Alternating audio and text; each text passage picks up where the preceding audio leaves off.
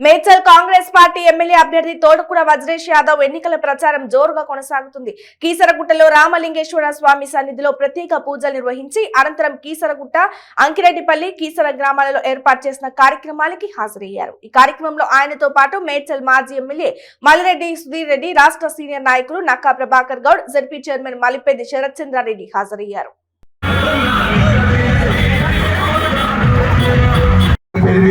ప్రతి ఆడపిల్లలకు 2500 మొదటి తారీఖు నాడే ఉద్యోగస్తులకు ఎట్లా పడతాయో మీ బ్యాంకులలో పడతాయి. అదేవిధంగా ఈ దేశం కోసం ప్రాణాలు అర్పించిన ఇందిరాగాంధీ మన భూములు ఇచ్చింది, ఇందిరమ్మ ఇల్లు కట్టించింది. కానీ కేసీఆర్ ఇల్లు కట్టించామని మాట చెప్పుడు తెలంగాణ యాత్రలు అల్లుడు తీరమనుకుంటాడు, కొడుకు తేనుంటాడు, లేదా కోడి నీడగమ్ముతాం, కుక్క నీడ కట్టేస్తాం, అందుకని డబల్ బెడ్రూమ్ ఇస్తున్నాడు. కానీ ఇచ్చినటువంటి మాట ప్రకారం అందరు కట్టేయలేకపోయిండు.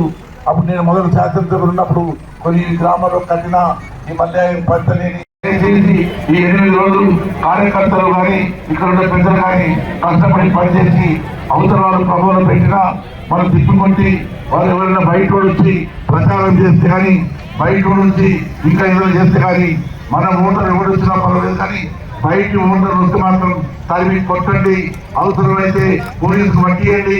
ఎవరు కూడా బయట వచ్చి అవాంతులు దివాంతులు మనకటానికి లేదు. చట్టాన్ని మనం చేతులు తీసుకోకుండా చట్ట పరిధిలో పోలీసులు కానీ ఎన్నికల రాజ్యంలో కానీ ఇక్కడే ఉంటారు కాబట్టి వారికి ఫిర్యాదు చేసి తప్పకుండా 30 తారీఖు నాడు హస్తగతులు ఓటేసి గెలిపించవలసిన మీ అందరికీ సవినయంగా పని చేసుకుంటాం. మీ దగ్గర సెలవు తీసుకుంటాం.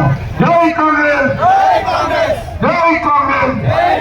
కాబట్టి మీరంతా కూడా కాంగ్రెస్ పార్టీ ఓటేసి 30 తారీఖు నాడు పెద్ద ఎత్తున మరి హస్తగతులు ఓటేసి మన వజ్రేష్ యాదవ్ గారిని గెలిపించవలసిందిగా, అదేవిధంగా 9 తారీఖు నాడు మరి రేవంత్ రెడ్డి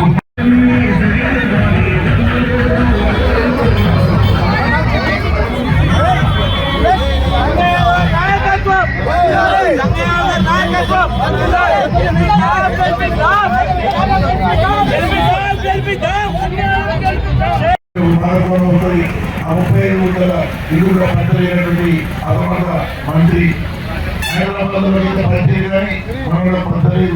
ఎవరు కోరుకు ఈయన ఎవరిని దోషించు అనేది ఆ జయలలిత పైసలు దోచుకొని జయలలిత పైసలు తిని ఇలా కోటీకరైన తప్ప ఆయన ఏం చేయలేదు.